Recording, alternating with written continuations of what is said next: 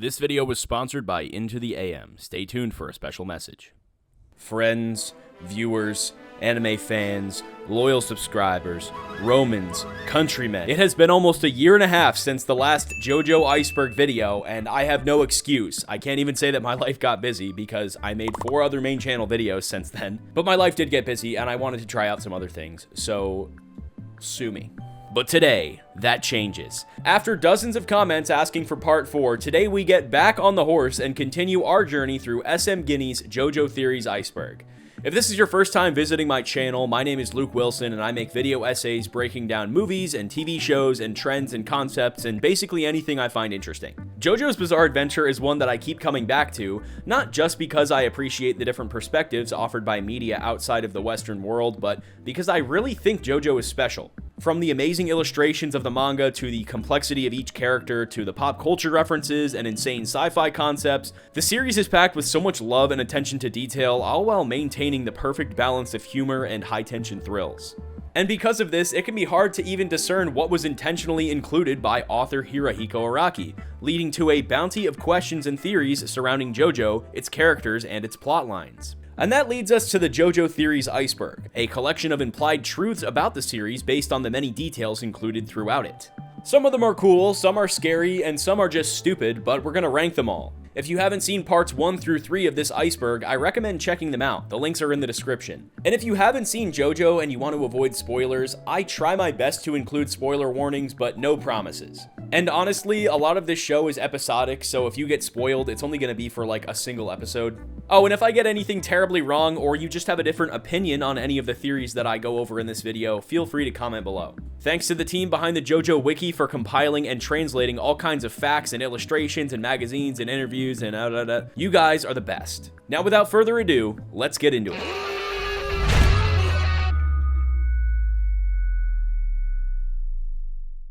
Layer 5, OVA Enjoyer. I was gonna put an ad read here, but no, this first one is just too good to not go over right away. Mista's pants are genuine zebra leather.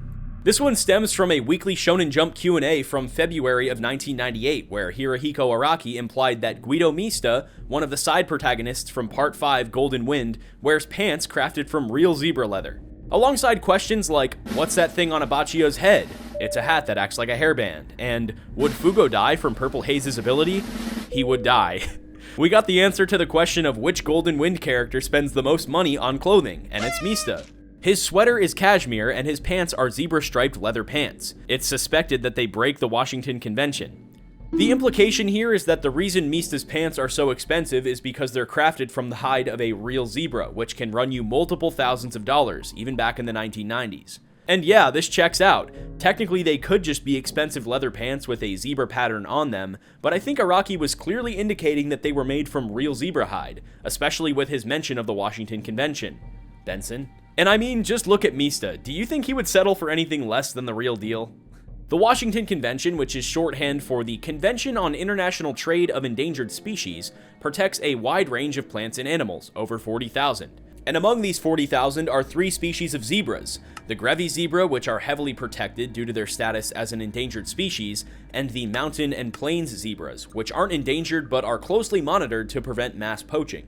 To keep in line with regulations, Mista must have acquired plains or mountain zebra leather through the proper channels, and have a certificate proving so. If his pants do indeed break the Washington Convention, then he likely acquired them illegally, or they're made from the skin of Grevi zebras. As mentioned before, legal zebra hides run you a few $1,000s, and honestly, that's chump change for a gangster. Met Gala outfits can easily exceed $100,000, and jewelry worn by celebrities like Lady Gaga, Beyonce, and Kim Kardashian can get up into the millions. For being a member of the most prolific gang in Italy, the world's center of high fashion, I think there's a good chance that Mista is donning some super illegal shit. But what, are you gonna call the cops? Unfortunately, Mista is too stylized for us to confidently say what kind of zebra he's wearing, but it's worth mentioning that Grevi zebras are highly sought after due to their white bellies and thinner, more complex stripes that go down to the hoof. There are only 2,000 to 3,000 left in the wild today, and their hides are likely worth tens of thousands of dollars on the black market, if not hundreds. So if you guys come across a Grevi zebra, give me a call and I'll show up, call the proper authorities to send it to safety. This theory gets an A tier. It's not just funny, it adds a little bit of depth to a fan favorite character and highlights the value people will put on specific materials and the lengths they'll go to acquire it.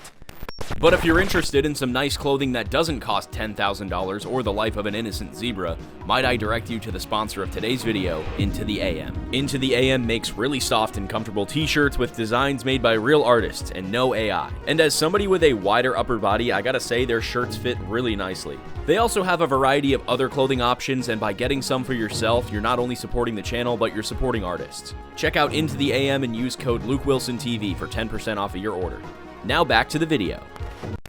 Giorno searched for his savior. Sticking with part 5, this theory states that Giorno Giovanna decided to join Passione in hopes of reconnecting with the man that protected him as a child. Growing up, Giorno was extremely abused and bullied, making him stoic and depressed to the point of giving up on life. Until one day, he comes across a wounded gangster and saves the man by lying to the opposing group of thugs. In return for this kind gesture, the man would begin using his influence to make Giorno's life better, inspiring the young child to dedicate his life to preventing the illegal sale of drugs to children. I don't know why he chose such a specific goal, but okay. At the beginning of part 5, Giorno decides to infiltrate the Italian mafia, and this theory questions if his true motive was to make the world a better place or to reconnect with the gangster that caused his entire life to change. I don't think there's a ton of weight to this one, and let me explain why. From a storytelling perspective, this man, who is deliberately never given a name, serves as a catalyst for Giorno's change in character. In traditional story structures like the hero's journey, a character's adventure usually begins with a call to adventure or a spark of inspiration in the midst of a dull or seemingly doomed environment. This gangster was that call, and to drive home this point even more, the anime adds an additional scene where Giorno witnesses the man standing up against the underage use of drugs. Only you can support DARE, the DARE program. Wasn't the DARE program a psyop? In a way, yes, Giorno was living for the principles he learned from this mysterious unnamed gangster, but it's pretty clear that his main goal was to purge the Italian mafia of anybody selling drugs to children, and become a gang star. My main goal is to blow up, and then become a gang star. This one gets a C tier. It's cool to go over the parallels, but it's pretty clear that he's not actively searching for this mystery man. Lisa is still alive during part 6.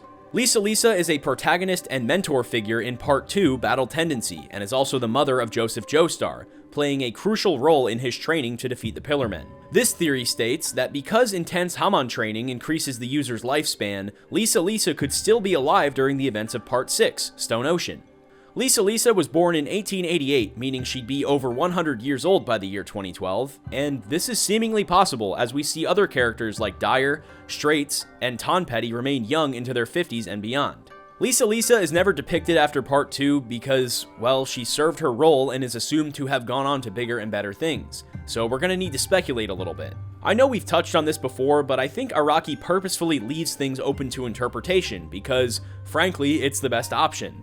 It's easier to write the story when you don't feel obligated to explain every detail, and in turn, it gives each reader their own experience, making the world more dynamic. But this theory is actually built upon more than just speculation, as there is a popular Reddit thread by user Beryllium Oxide that goes into the math of Lisa's true age when it comes to parts 3 to 6.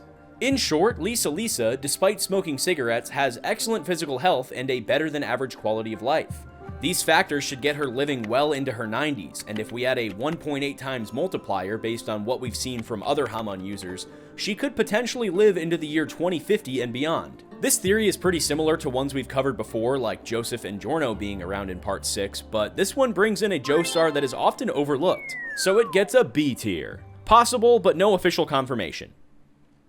Diego killed Nicholas. Oh boy, this is a good one. This theory states that in Part 7, Diego Brando is the one who killed Nicholas Joestar, Johnny Joestar's older brother. It's built upon 3 major pillars: the fact that Dio killed Danny and gained the favor of George Joestar in the original universe, the fact that there are unclear and suspicious circumstances that surround the death of Nicholas Joestar, and the fact that this flashback plays a crucial role in the development of Johnny Joestar's character, and subsequently his stand ability. This flashback also sits directly before a bonus chapter where Araki explains the origin of every supernatural and bizarre occurrence in the series. Somehow I made a 45-minute video trying to do the same thing and completely missed this half of a chapter that breaks it all down in very easy terms. Go watch that video, by the way. It's almost at 1 million views. You guys are the best. Before we get into the crazy concepts that Araki has built this series on, let's recount exactly what happened between Johnny Joestar, Diego Brando, Danny the Mouse, and the death of Nicholas Joestar. In Chapter 42, protagonists Johnny and Gyro are struggling to defeat a mysterious stand called In a Silent Way, when the narrative shifts into a flashback of Johnny as a child. Much like the Joestar family in Part 1, Phantom Blood, Johnny's family is very wealthy, and his father resents him for not being more like his brother. Despite this blatant favoritism, the brothers, Johnny and Nicholas, get along very well, and when Johnny is ordered to kill a mouse named Danny that he brought to the dinner table, Nicholas helps him fake the mouse's death with a stuffed one from his school's science lab. It's really wholesome and certainly a departure from Phantom Blood, where Jonathan and Dio's sibling rivalry creates the foundation for the entire series and gets a lot of people killed. But it doesn't last long because in the very next scene, Nicholas dies. To be specific, his horse supposedly steps on a white mouse and Johnny, assuming it to have been Danny, carries the guilt of his brother's death for the rest of his life. So why do some people think that Diego Brando was the one responsible? Well, there are a few subtle details that may lead one to that conclusion. First of all, Diego is introduced in earlier chapters, but this is the first chronological appearance of the character, and as a matter of fact, it's the first time Johnny becomes aware of his presence in the horse racing scene. He is shown leading Black Rose, the horse that would kill Nicholas, out of the stable, and later on, he's the one who claims to have witnessed Black Rose stumbling over a white mouse. Now, there are a few directions we could go with this, but let's start with the motivation. Nicholas is a horse racing prodigy, and killing him would allow Diego to secure more victories, more fame, and more money.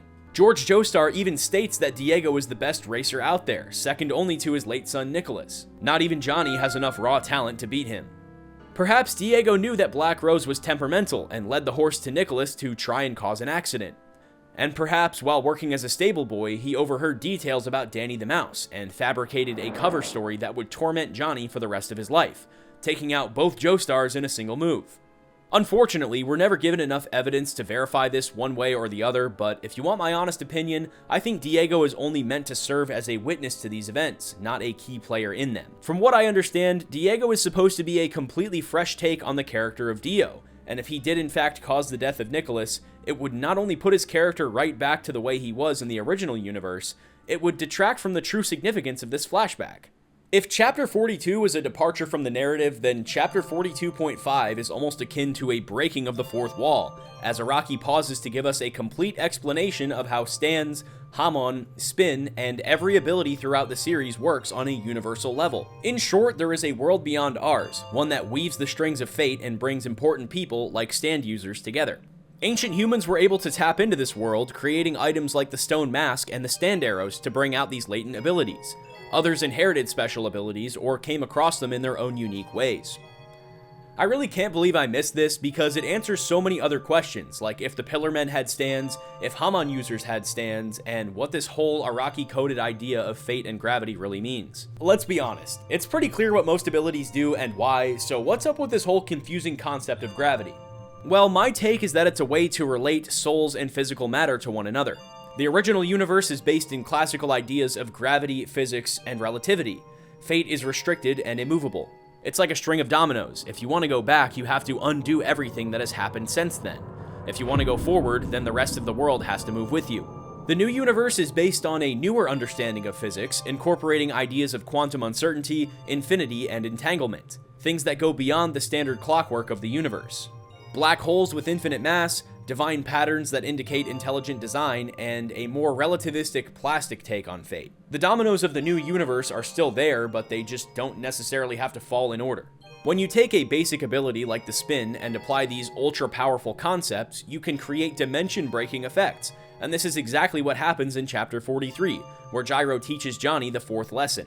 By spinning his nail bullets in the golden ratio, Johnny is able to control the bullet holes he makes with them, and uses this to evade death at the hands of Soundman, whatever, man. And here's where it all comes together. The story of Danny and Nicholas, Johnny's guilt and character development, the sudden and seemingly random explanation of how every ability works, and Johnny's use of the golden ratio. I think, in a way, Danny was supposed to die. When Johnny and Nicholas set him free, they evaded responsibility, and Danny evaded death. We see this exact same story play out with Johnny.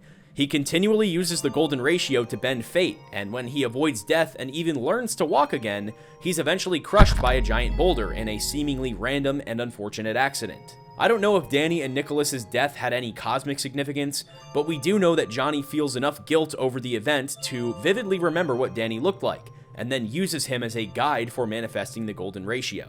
So while Danny's fate may not have been influenced by a higher dimensional system of justice, it was the way Johnny first discovered his own way of cheating death, and serves as a metaphor for Johnny and Gyro's use of higher powers without proper discipline. Originally, I was going to give this an A tier, but I'm giving it an S tier because it's awesome. Even though the theory technically says that Diego killed Nicholas, I'm going to just pretend that it said Danny's death served as a metaphor for Johnny's death. If it was that, it would have been S+. And actually, we're not done yet. There's one more theory that piggybacks off of this one, and it's Gregorio knew about the Zeppeli curse. This one says that Gregorio Zeppeli, Gyro's father, knows that their family is destined to die protecting the Joestars. This comes from the original universe where various members of the Zeppeli family, those being Will A. Zeppeli, Caesar Zeppeli, and potentially Bruno Bucciarati, which we will cover in a later part, all die protecting the JoJo of their respective parts. While Gyro Zeppeli does in fact die protecting Johnny Joestar, I don't think it's as black and white as your last name leading to a sacrificial death. It's also worth mentioning that there's no confirmation of the Zeppeli family curse being real, it's just a pattern that emerged after Caesar's death in Battle Tendency. And based off the last theory, it seems like the Zeppelis aren't meant to have as large of a presence in the new universe at all. There were no Zeppelis in Part 8 and none so far in Part 9. However, this theory does have the right idea. Gregorio outright states that his family has a sacred duty, executing criminals at the discretion of the royal family, and that he and all other Zeppelis must treat their superdimensional powers with care and respect. This would help explain why there are so many weird rules about teaching others the spin. You have to say, I can't do it 4 times before learning the golden ratio, maybe as some kind of insurance in case fate decides you've had enough fun.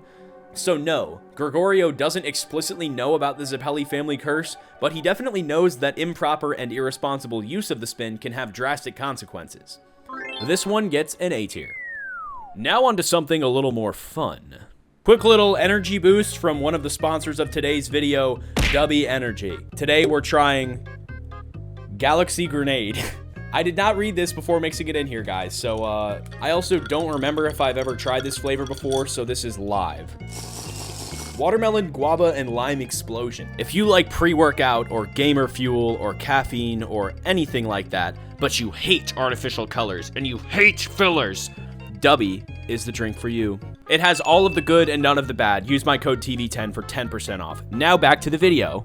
I like having this Dubby Energy drink. It's coffee fruit. Pink Dark Boy came alive in 2012. This theory states that Pink Dark Boy, the best-selling manga of Rohan Kishibe and a personal favorite of Koichi Hirose, came to life during the Bohemian Rhapsody arc of Part 6. As Enrico Pucci slowly gains the upper hand on Jolene and her allies, he unleashes the Sons of Dio, 3 men who are biological children of the series' antagonist, Dio Brando, the deceased puppet master behind the sinister Heaven Plan. One of the sons, Ungolo, wields the stand Bohemian Rhapsody, capable of bringing works of art and literature from all over the world to life. This is one of my favorite parts of Stone Ocean, and as far as I can tell, yes, Pink Dark Boy probably did enter the physical world. We see characters like Pinocchio, Astro Boy, Snow White, and even historical works of art like Van Gogh's self-portrait and Botticelli's Venus come to life from the effects of Ungolo's stand. Even if you were to argue that only famous works of art and literature were affected,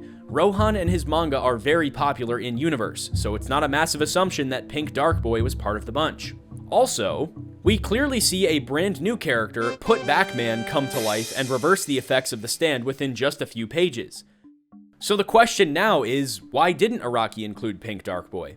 Well, it's possible that he wanted to avoid referencing Rohan too many times, as we see him appear during the universe reset just a few arcs later. But the far more likely reason is, he just didn't want to. But it is funny to think about all of the implications of this stand. How many historical monarchs came alive? What about characters from horror movies? Religious figures? Let me know any other funny ones you can think of in the comments. For now, this one gets a B tier. It's fun, funny, and highly likely. I also feel like this would be one that Araki might talk about in an interview. It has that kind of wacky vibe to it. Also, quick little bonus theory, I think Pink Dark Boy is supposed to be a stand-in for JoJo's Bizarre Adventure, and I don't feel like that's a stretch. In Diamond is Unbreakable Chapter 53, Koichi describes it as a suspense horror series with creepy psychological scenes and realistic characters. These all seem to accurately describe the JoJo series. In Chapter 56, we also see some criticisms, with a fan saying Rohan's art is weird, and another writing that Pink Dark Boy irritates him, especially the colors. These are both criticisms that I've personally seen in my own comments section about the JoJo series. Not about me. The ones about me are much worse. Okay, next, Mariah is Rikel's mother. And we're actually going to throw in another one here. Midler is Rikel's mother. These two theories also deal with the sons of Dio, specifically Rikel, the user of rods. I absolutely love rods. I did an entire section on them in my breakdown of the real-world mysteries covered in the JoJo series, but today we're focusing on the man who uses them and the identity of his mother. Because of Dio's activities during the events of Part 3, like hiding from the public, treating humans as second class, and having lots of naked women around, many have wondered why or how Dio chose the mothers of his children. We know Giorno's mother was just a regular woman, but we have no concrete answers about the mothers of Donatello, Ungolo, and Rikel. There's one post from Reddit that shows Mariah as Donatello's mother, Midler as Rikel's mother, and Your Mom as Ungolo's mother because she's so ugly, but we can only speculate. First of all, we know Rikel to be around 23 or 24 during the events of Stone Ocean, putting his birthday somewhere in the late 80s, just before the events of Stardust Crusaders. It's not impossible to have a child while doing the kinds of physical activity required by a 150-year-old vampire cult, but I don't think it would have been wise for Dio to impregnate two of his most high-ranking henchmen, given the physical toll having a child has on your body. In all likelihood, he probably just spread his genes wherever he wanted, with the intention that his offspring, as stand users, would one day find their way back to him. I'm giving this one an E tier. It's not really founded in anything legitimate and just stands to be a meme / tie distant characters together in a way that kind of makes sense. On to the next one. Atum is a direct counter to Osiris. This theory states that Atum, the stand wielded by Terrence D. Darby, is a direct counter to Osiris, the stand belonging to his older brother, Daniel J. Darby, because of its ability to extract yes or no answers out of its opponents. During the fight with Daniel J. Darby, the characters famously make little use of their stands, focusing more on the rules and stakes of each game that is played, whether it's betting on the decisions of a cat, betting on how many coins you can fit into a glass of water, or a classic game of Texas Hold'em. Daniel J. Darby wins the first two games, and almost the third by cheating. Even the might of every Stardust Crusader is no match for his sleight of hand, and he is only defeated when Jotaro successfully bluffs him into doubting his own tricks. He's an expert gambler and an equally good cheater, so good in fact that I don't think Atum could completely counter him. Atum has the same soul-stealing ability as Osiris, but he has a secondary ability that allows him to ask yes or no questions to any soul of his choosing. The iceberg states that Atum could simply ask Daniel if he's cheating, and then abstain from playing. This is a cool idea, but I don't think it's a perfect counter, not for somebody as smart as Daniel. First of all, Daniel could just pull a genie move and say something like, "No, I'm not cheating, the rules never specified XYZ. We're also ignoring the fact that the Crusaders knew Daniel was cheating, or at the very least, knew he was rigging the game in his favor. The reason they kept playing was because they had no other options. Daniel trapped Polnareff in his initial, seemingly innocent bet, and used his soul as leverage to control the remaining protagonists. So in short, Atum could serve as a decent counter to Daniel J. Darby's dishonesty, but if Daniel came to the battle prepared, I think he'd be smart enough to figure out a workaround. This one gets a B tier. C tier. That's not. Planet waves could cause a mass extinction event. This theory is pretty self-explanatory. Planet waves, the ability used by Viviana Westwood, could potentially end civilization as we know it. Yeah, I mean, when your power is literally bringing meteors into the atmosphere, you could potentially cause some major damage to Earth and its inhabitants. The original iceberg points out that the meteors don't stop until they hit their target, no matter what window, building, or boot stands in its path.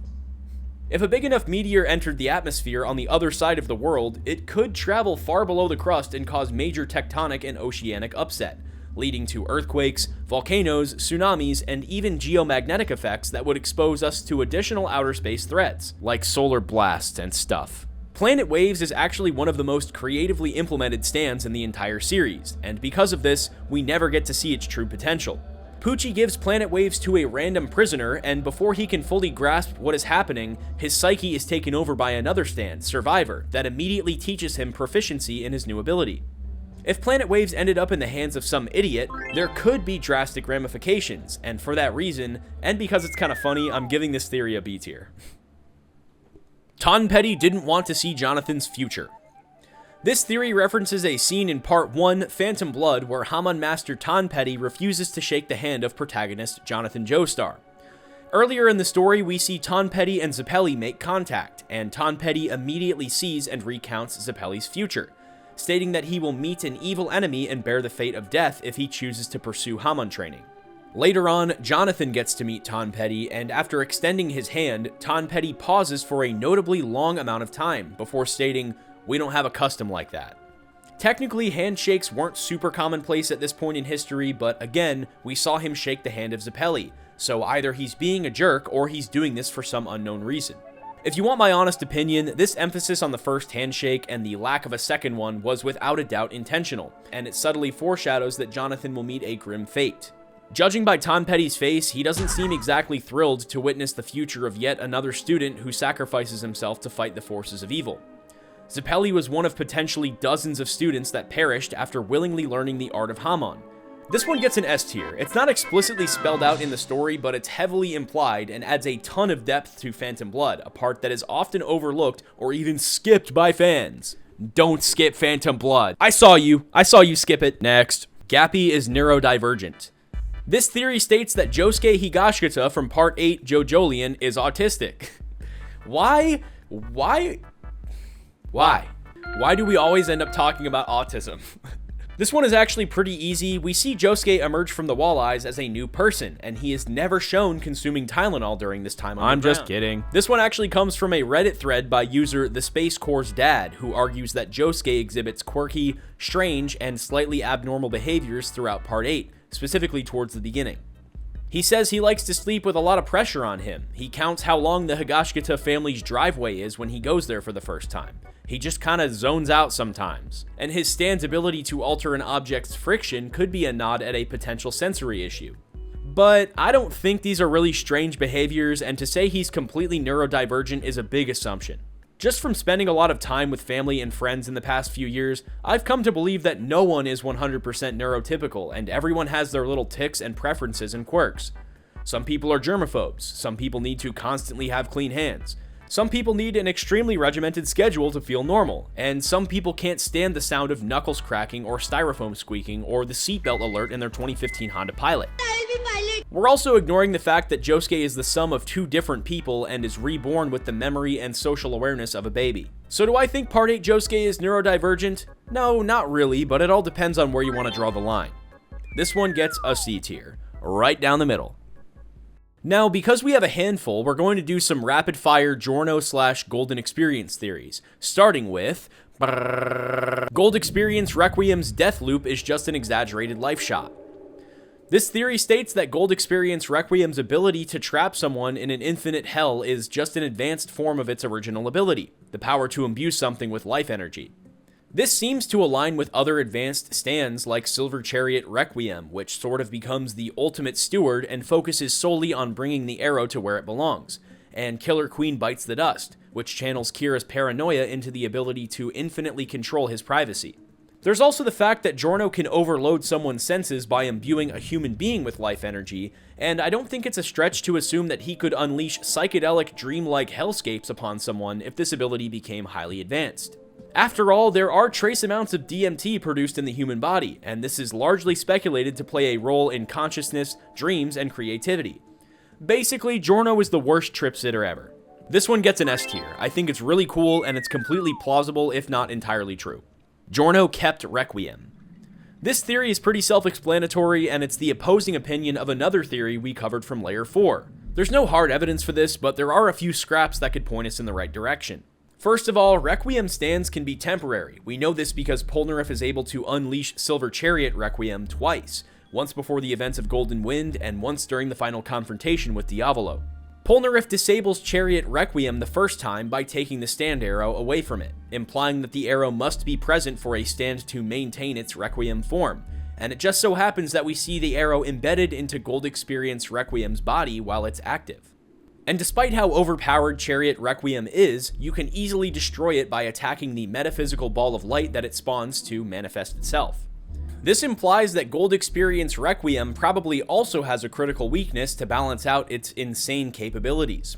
Then there's the heavily implied fact that the Requiem arrow will give a person whatever they need at the time it's used. This isn't perfect, as Polnareff accidentally unleashes Chariot Requiem at a time that he doesn't particularly need it, but it supports the idea that Requiem state is only temporary.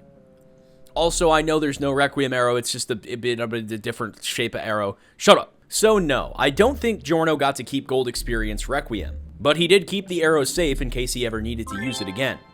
E tier. Giorno has the power to create zombies. This theory posits that Giorno's ability to temporarily bring souls back from the dead is the same, if not very similar, to the ability Dio and other vampires use to create zombies. Right off the bat, I'll tell you this one isn't true. In Phantom Blood, zombies are mortals who have been drained of blood and imbued with vampiric essence, making them bloodthirsty and unable to feel pain. The most notable example is Jack the Ripper, who was already a sadistic serial killer but was made even more deadly and monstrous through his transformation. Giorno does have the ability to heal mortal wounds, allowing Bruno Bucciarati to stay alive for some time after his death, but he only shows physical differences from his completely mortal self, and nothing indicating bloodlust or animalistic behavior. We've talked in previous videos about how Hamon and vampirism are meant to be opposites of each other, taking advantage of the positive and negative intentions of humanity respectively. If anything, Giorno is able to make a sort of good or light version of zombies, imbuing them with life energy instead of this vampiric essence we keep talking about. So while this one isn't true, it gets an A tier for finding a really cool connection between Giorno and Dio, and highlighting zombies, which I think are often underappreciated and even forgotten about. Next up, Annasui is a trans man.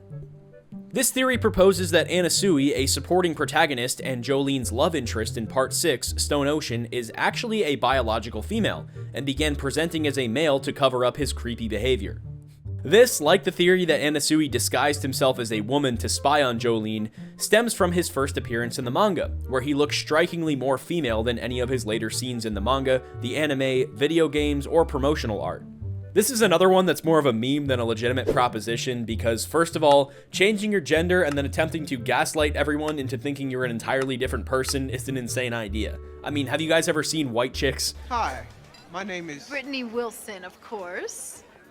Yeah, how'd you know? But the real reason why this theory isn't true is because we already have an explanation from Araki himself. He just wanted to make a character that didn't look particularly male or female, and after initially portraying Annasui as feminine, he decided to change the design over to something more masculine. There are a few instances of Araki making design changes in the middle of publishing manga chapters, like Funny Valentine going from really fat to really skinny, and while there are fan-created explanations for each of them, it's all a result of Araki's philosophy when it comes to creating manga. He doesn't use a computer, and he likens pen and paper manga to freeform jazz. The improvisation creates a high-stakes environment where one has to perform on the fly and commit to every action. Yes, there will be mistakes, but there will also be more incredible highs. Freeform jazz is very obviously an inspiration to Araki, as he has named several characters after prominent progressive rock and jazz bands like King Crimson and Weather Report. You can also see similar artistic structure between these styles of music and Araki's manga, with abrupt shifts in style and tone, experimental and bizarre tangents, and elements of surrealism. Overall, this one gets a D tier. It's a decently funny concept, but it can be disproven by a simple Google search. Magent was saved. Magent is a minor antagonist in Part 7, Steel Ball Run, and this theory states that after he was tied up and sunk to the bottom of the Philadelphia harbor, he was able to stay alive long enough to be rescued. How? Well, Magent's stand ability, 20th Century Boy, makes him impervious to all damage so long as he is sitting or kneeling. We even see him activate his stand underwater and wait for Diego to come to his rescue. Even if nobody cared, I'm sure Magent could have thought of some clever way to get out of there, given how much time he had to think. If 20th Century Boy can prevent him from drowning, I think it's safe to say it could prevent him from going hungry or thirsty. It may not prevent aging, but I doubt that would be a concern by the time he's freed. So yes, I think there's a good chance that Magent made it out alive. A tier. Rohan wrote Steel Ball Run, JoJolion, and the JoJoLands. This is easily the most meta theory on the list. It states that Rohan is the one responsible for writing all parts of the new universe, those being Part 7, Steel Ball Run, Part 8, JoJolion, and Part 9, the JoJoLands. But that's impossible. How could he write Parts 7, 8, and 9 when he's a major supporting character within them? Well, original universe Rohan just so happens to be a self-insert of Araki. I mean, he denies it, but come on. We already discussed how Pink Dark Boy is a potential stand-in for the JoJo series, and wouldn't it be hilarious if a hyper-exaggerated parody of Araki made a hyper-exaggerated parody of himself in his own manga? This one gets an A tier. It's probably not true, but I love it. Diavolo was a drug user. This theory hypothesizes that Diavolo was actually a pretty normal guy, but through years of intense drug use, he became a paranoid schizophrenic and developed a split personality. This one is funny, but straight away we can debunk it. In Layer 4, we talked about how, as a baby, Diavolo and Doppio are clearly shown occupying the same body, with their brown and green eyes flipping depending on who's currently present. We also know that Diavolo and Doppio's mother had a 2-year-long pregnancy, implying that both souls needed the typical 9 months it takes to develop a child. While psychedelics and other drugs are known to exacerbate feelings of anxiety, existential thoughts, and schizophrenia in genetically predisposed individuals, the boss seems to have enough self-control to focus on his responsibilities instead of destabilizing himself with substances. Just for the memes, I'm giving this one a C tier. Gwess was retconned as a JoBro because her ability was too busted. This theory states that Gwess, Jolene's cellmate in Part 6, Stone Ocean, was originally intended to be a major supporting character, but was dropped due to the power of her stand ability, Goo Goo Dolls. Goo Goo Dolls has the ability to miniaturize anything that Gwess wants, as we see her shrink Jolene down to place her in a jar and force her to wear a rat costume. It's a really weird way for Gwess to exert her power over her enemies, but it makes sense if you're mentally unstable and in prison. While there isn't a lot of hard evidence to prove that Gwess was intended to be a larger character, there are a lot of fans who found her manic behavior somewhat comedic and even underutilized. And yeah, her stand is extremely powerful, but her personality is also extremely powerful, making her difficult to write without major character adjustments early in the story. That's a nice way of saying she's annoying. If anything, I'm willing to bet that Araki purposefully paired this ability with someone in a questionable mental state so that it couldn't be used to its full potential. This gets a C tier. Sethan Solo's ultimate Cars. After donning the stone mask and the red stone of Asia, Cars is transformed into the ultimate life form, and is only defeated when Joseph Joestar launches him into outer space. Because of Ultimate Cars' control of life itself, he has been heralded as one of the strongest characters in the entire series, but this theory states that Sethan's de-aging ability could be a formidable opponent. If Alessi were able to strategically deploy his stand, he could de-age Cars in a matter of seconds and walk away the victor, right? Unfortunately, there are a few problems with this theory, and the most obvious one is that we don't know exactly how Ultimate Cars works. Does Ultimate Cars even abide by the rules of aging? When Polnareff was reverted to a child, he slowly lost his memories and his stand ability, implying that Sethan doesn't just revert people to children, it sends them back in time. Would Ultimate Cars turn into normal Cars, or would he turn into baby Ultimate Cars? And since Cars is over 100,000 years old, how long would Sethan need to stay active in order to cause any real damage?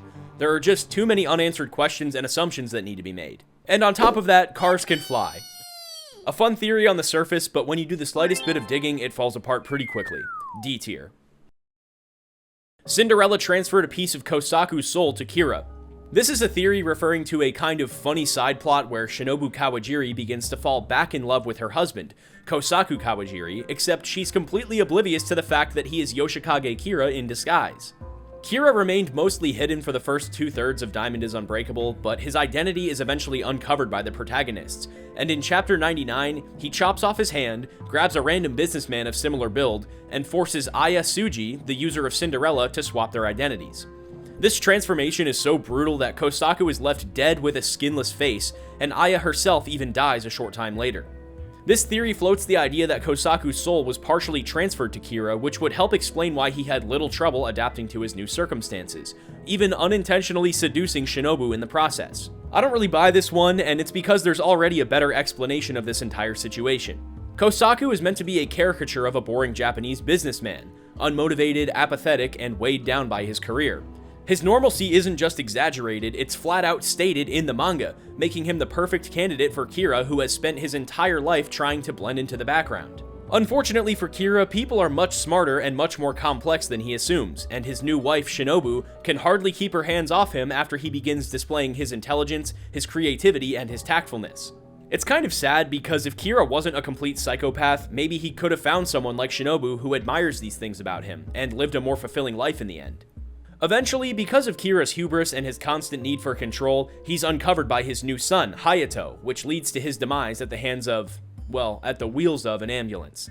So this one gets an E tier. It's a cool discussion, but there's no real evidence showing that Kosaku had any influence beyond the grave, other than possibly being one of the hands that pulls Kira into hell from Reimi's ghost alleyway. Echo's Act 3 has other powers, but they have to rhyme.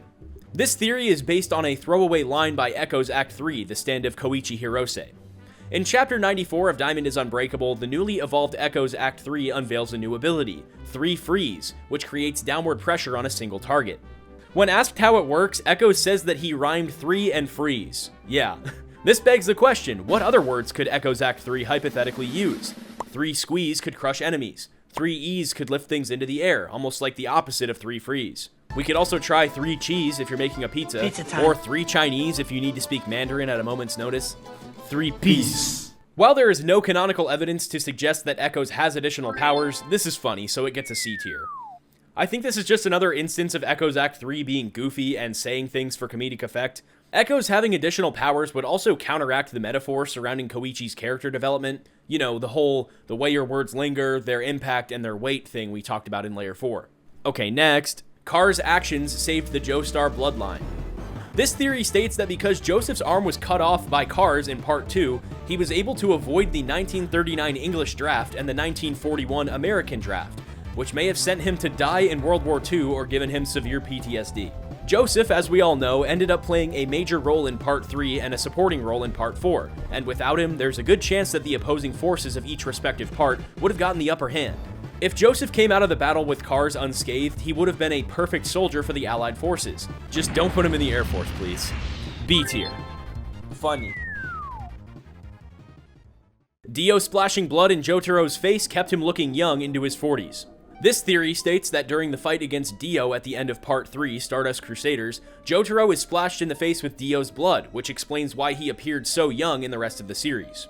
This is definitely not a serious theory, but it's a funny poke at Araki's character design and the fact that, yeah, Jotaro does look extremely young, even through Part 6 when he's supposed to be in his 40s and struggling with heart issues and balding and all that stuff. Unfortunately, vampire blood just doesn't work this way, and the clearest example is Joseph Joestar, who gets his body pumped full of Dio's blood at the end of Part 3, and we see him age into a potentially senile old man just 15 years later. This one is funny, but that's because it's more of a meme than a theory. C tier. Gyro would have adopted Marco. In Part 7, Gyro Zeppeli enters the Steel Ball Run race to win amnesty for a child he was tasked with executing back in his home country of Italy. Big spoiler alert for this one. This theory states that, were Gyro to have survived the race instead of dying, he would have adopted Marco because his parents weren't included in the pardon deal. This is supposed to be a funny one, but it's not beyond the JoJo series. There have been random instances of people adopting a child, like the invisible baby in Joseph. But if you look at this one a little closer, the outcome is literally impossible. Gyro both loses the race and dies in the process, and Marco is still saved by the revolution in Naples that occurs just a few years later. And then he dies of a cold anyway. Bro. As for Marco's parents, we don't get any direct information on their lives following the race or the revolution in Naples, but I feel like Gyro would have refused to execute them as well, were he have to won the race and lived. This one gets an F tier. Weather's psychic connection to Pucci preserved his will to live. This theory is in regards to Weather, or West Blue Marine's survival through a life of tragedy and self-destruction, and while it's not entirely clear, I think it specifically points to when Weather is assaulted by the KKK, lynched, and left to die on a cliff, miraculously surviving the event with just a faint heartbeat. Throughout Part 6, Stone Ocean, we are given hints as to the true relationship between Weather and Enrico Pucci, eventually learning that they are twin brothers with a strange psychic connection. It is implied that when Pucci first gets his stand, Whitesnake, Weather also unlocks his stand, Weather Report, and we see Weather attain the Joestar birthmark after Pucci fuses with the Green Baby, which is a notably physical attribute as opposed to just a mental or spiritual one. Later on, we learn that Weather, at one point, was dating his own sister without realizing, and Pucci accidentally sent the KKK after the pair with the intention to break them up, not with the intention to have his own brother hung, and then have his girlfriend, which I guess would also be his sister, jump off a cliff out of sorrow. This theory hypothesizes that it was Weather's spiritual connection to his brother that kept him alive, which creates this twisted karmic reckoning that Pucci is constantly trying to outrun. I mean, I get that accidentally dating your own sister is a messed up situation, but I don't know, you could have just talked to them? I don't think it was specifically Weather's connection to Pucci that kept him alive. I think his survival is more of a narrative turning point where Pucci first makes a horrible choice in the name of heroism. And it's a pivotal moment for Weather, who we see flip back and forth between a kind, well-meaning guy and a rageful monster. So this one gets a C tier. It's cool, but I think it's trying to explain something that's already explained pretty well. The next handful of theories all have to do with the Ireneverse, the universe that is created after the defeat of Pucci in Part 6. So not the original universe, and not the one after that, but the one after that. Yeah. Because they're all built on the same fundamental facts and ideas, we're gonna do a rapid fire round. Ready? Let's go! Pucci got a better life in the Ireneverse. This theory floats the idea that, like the other characters from Part 6, Pucci got a better life and may have even joined his brother in hitchhiking across the country. This is a fun idea, but unfortunately Pucci's entire existence is gone from this universe. He even states himself that those who died in the previous universe will not exist in the new one. We also get mentions of every major character, from Emporio to Weather and even Jotaro, but no Pucci. But you know what? I want to believe this. B tier. Irene and Anarchus adopted Emporio. This is a theory about Emporio's fate in the new universe, and posits that Irene and Anarchus, the new versions of JoJolion and Annasui, adopted him after finding him on the side of the road. It's a cute idea, but I think Emporio probably went off on his own. The kid was living by himself inside of the prison, so he's pretty independent. Maybe he stayed friends with the original crew, but I don't really see anything supporting the idea that they adopted him. Also, aren't they like 18? This one gets an E tier. It's not offensive or terrible, it just has nothing supporting it. Ireneverse Jotaro would have believed Emporio's story. This theory states that in the new universe, Jotaro would have believed Emporio's recount of the events that unfolded over the course of Stone Ocean. This one is based on just speculation, and yeah, I don't know if Jotaro would have immediately been like, oh my god, I believe this, but he definitely would have given some credence to the story, considering all of the other weird things he's seen. The Iceberg makes a joke about Emporio reciting Jotaro's exact death, but do we even know if Jotaro would die in the same way, considering Pucci isn't around? I don't know, but this is a fun theory, so I'm gonna give it a B tier. Emporio's mother is still alive in the Ireneverse. This is another theory that points out a smaller implication of the universe reset, that Emporio's mother, an unnamed woman who gave birth to him while in prison, would still be alive, as her death was directly caused by Pucci. In 2012, Florida didn't have a prison nursery program, meaning Emporio would be swiftly taken from his mother within 3 days after birth. But it's implied that, by using her stand ability, or in a subconscious expression of self-defense by Emporio, he was able to hide and maintain a relationship with his mother until Pucci steals her stand disc and leaves her to die. With no Pucci, Emporio would have just kept growing up in the ghost room and occasionally seeing his mother, unless she was released from prison, or unless there's a version of Emporio already in the Ireneverse. So the Emporio we know wouldn't have a mother, but the one that grew up in the Ireneverse would. After watching the end of Stone Ocean and trying to make sense of it for like 3 years now, I feel like it's one of those new beginning type endings where Emporio successfully saves the day, but as the sole survivor and the only one aware of what happened, he carries this massive burden into his new life. Almost like he's the ghost of the old world. Would you check that out? I think it's a solid conclusion, and considering how Ireneverse Emporio would be unaffected by Pucci and unaware of the fight against him, he's different enough from our Emporio to avoid any awkward or timeline-breaking encounters. Almost like future Trunks and Kid Trunks from Dragon Ball. I think both of these theories are correct and really cool, so they get A tiers. For the last one of these rapid-fire theories, we have Atro is still alive in the Ireneverse, and yeah, Pucci wasn't around to kill her, so she probably spent the rest of her sentence being bullied instead of being murdered and stuffed with a colony of highly intelligent plankton. C tier. And that's all for Stone Ocean. Now let's jump ahead to Part 8 and see if Daya and Hato Higashikata are Christians. This is another one that I'm not entirely sure of, but I think I gave it my best shot. This theory seems to be about a scene in Chapter 18 of JoJolion where the Higashikata family has breakfast in their bathing suits because their family trip to Hawaii was cancelled.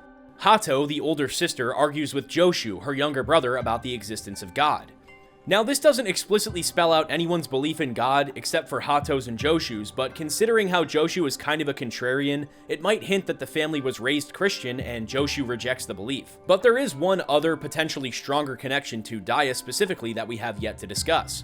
One of Jesus Christ's most famous miracles is healing the blind, something he does on 3 separate occasions. As a small child, Dia fell into a pit near the Walleyes, a structure created by the corpse of Jesus Christ, and while she gains her standability, California King bed, her vision begins to deteriorate. Kind of ironic. Again, this isn't any confirmation of her belief in God, but it's a cool parallel between her stand and its origin. Overall, this is a pretty big stretch, so I'm giving it an E tier. Tusk speaks fluent Latin. This theory refers to a scene in Part 7, Steel Ball Run, where Tusk speaks to Johnny Joestar in Latin. In Chapter 26, during the fight against Pork Pie Hat Kid, Tusk repeats the phrase "Movere cruz," which is Latin for "move your legs." The phrase is then inscribed on Johnny's arm and later becomes a guide for the discovery of the next corpse part. This theory says, well, if Tusk knows how to say "move your legs" in Latin, it probably knows the entire language. There isn't any direct evidence for this, but the assumption isn't completely unfounded. We covered a theory before about Tusk being a completely sentient stand, and while it's hard to completely understand the nature of its existence, I find it hard to believe Movere cruz is literally the only thing it knows in Latin. Personally, I always thought Tusk got its power directly from the Holy Corpse, and its ability to speak Latin may be included, considering how the corpse's heart also inscribes the Latin word considere on its user, President Valentine. There's also a lot of thematic ties between Steel Ball Run and Jesus and the disciples and Rome, so while there isn't a smoking gun with this theory, I can buy it. C tier.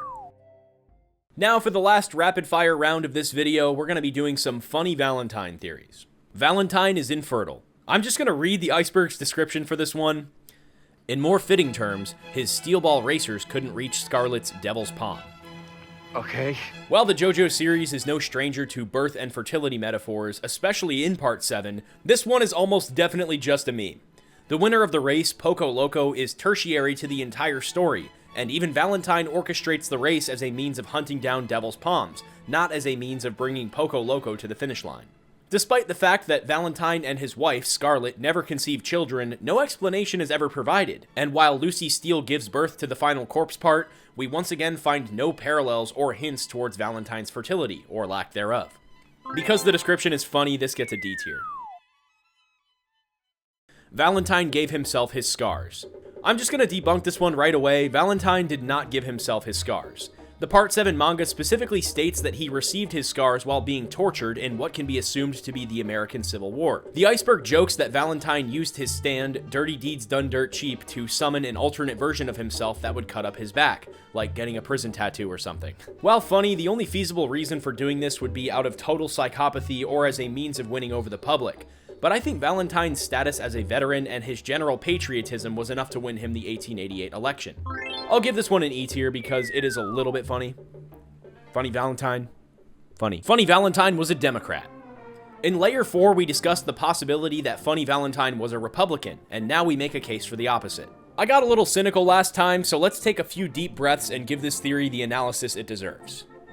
The first thing we have to establish is that if Funny Valentine were a Democrat, he would have had to beat out Grover Cleveland in his own re-election. Beating an incumbent president isn't uncommon. Benjamin Harrison actually beat Cleveland in 1888, and just recently we saw Biden beat Trump, and then Trump beat Biden. But challenging the nominee from one's own party is a little less common and comes off as very aggressive. We're never given a specific platform that Valentine runs on, save for extreme nationalism, and it's hard to say whether Valentine would beat his own party's frontrunner by taking on extremely similar or extremely different views. Benjamin Harrison mostly earned his favor with the public by being a general in the Civil War and advocating for tariffs to protect the United States from foreign competition, which sounds like one of the major strategies that Trump is implementing right now. But political parties often change from decade to decade, especially in recent times. So there is some minor evidence to say that Valentine was a Democrat, but to label him one way or the other kind of defeats the purpose of his character. He's meant to be a stand-in for politicians who make false promises and manipulate the public into giving them power. Power that they almost always use to advance their own goals. What I'm saying is Valentine was going to take whatever stance would win him the election, Republican or Democrat. He may have even been a Green Party member. You be the judge. This one gets a D tier. And for the final theory of Layer 5, Gyro was dead in every dimension. This theory states that in the final confrontation with Johnny, Funny Valentine's promise to bring Gyro back to life was a complete bluff, and Gyro was already dead in every single dimension. Well, first of all, we can confirm that Valentine's promise was a bluff, as we see him conceal a revolver with the intention to kill Johnny no matter what decision he made. But this theory refers to Gyro specifically, and brings up a lot of questions about how the standability Dirty Deeds Done Dirt Cheap works. We may have touched on this in a previous video, but I don't think D4C directly opens doors to neighboring dimensions. I think it just creates a temporary pocket universe, kind of in line with a stand like Kiss that can duplicate objects, or whatever Terrence T. D'Arby did to create an island underneath Dio's mansion.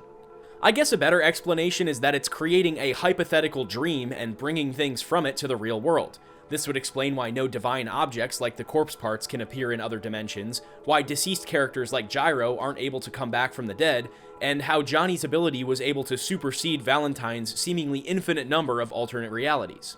And to put a ribbon on this whole thing, we don't see Gyro in any of the dimensions that Valentine rapidly hops through during his attempted escape from Tusk Act 4. So yeah, I think Gyro had no chance of coming back to life, and I think Valentine pretended there was as a means of manipulating Johnny. This one gets an A tier. And would you look at that, we're all done with part 4, layer 5 of the JoJo Theories Iceberg. Thank you guys for making it all the way to the end. If I missed any major details in this video, please do not hesitate to comment. I have a lot going on in my life, and unfortunately I can't always be on top of my JoJo lore. If you have any video games, animes, movies, TV shows, or books, or literally anything else you'd like to see me cover on this channel, leave your suggestions below. Part 5 of this iceberg will be coming, as will a handful of other videos that have been in the pipeline for a while. I'm really trying to make smaller videos so that you guys don't have to wait like multiple months or a whole year for an upload. Seriously, I cannot thank you guys enough for what you and this series and JoJo as a whole has done for my channel. It really means a lot. If you haven't seen the telecast or any of my other endeavors, check out the links in the description. And with all that out of the way, thank you guys for watching, and I'll see you in the next video. Peace. Peace.